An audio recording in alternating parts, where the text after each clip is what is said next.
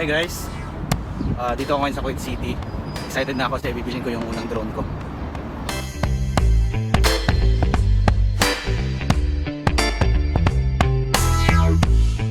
Di ko alam kung saan ako ngayon. Nanap yung store ng DJI. Di ko alam kung tama ba itong direction ko. Pero sinay ko naman sa Google Maps. Sakto naman.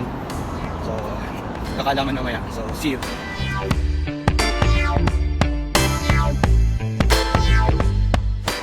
Sa mga hindi nakakaalam, birthday ko pala ngayon, kaya bibili ako ng drone.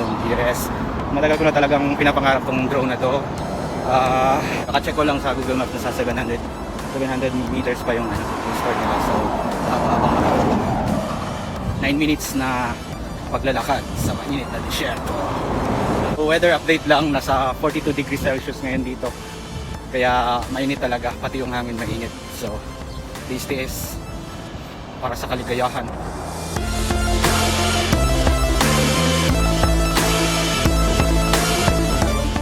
Medyo malapit na. 3 minutes na lang. Nakarating na tayo sa DJI store. Maganda yung lugar dito. Hindi masyadong mainit dito banda. Dito na side. Kasi maraming yan, mga puno.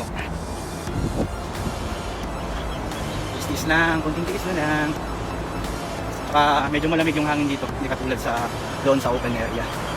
Kasi dito napaligiran ng napapaligiran ng mga building.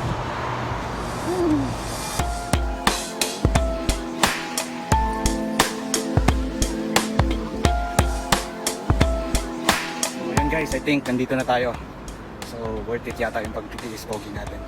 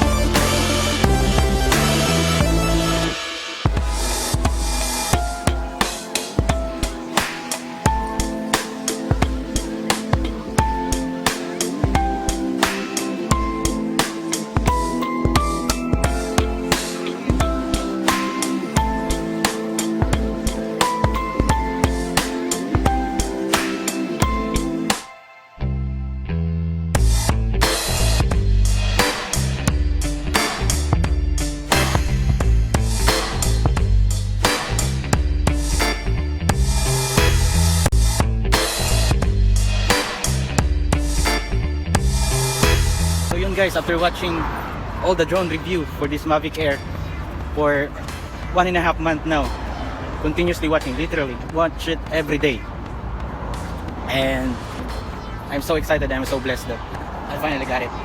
So yun lang, pauwi na ako. I'm excited to unbox it.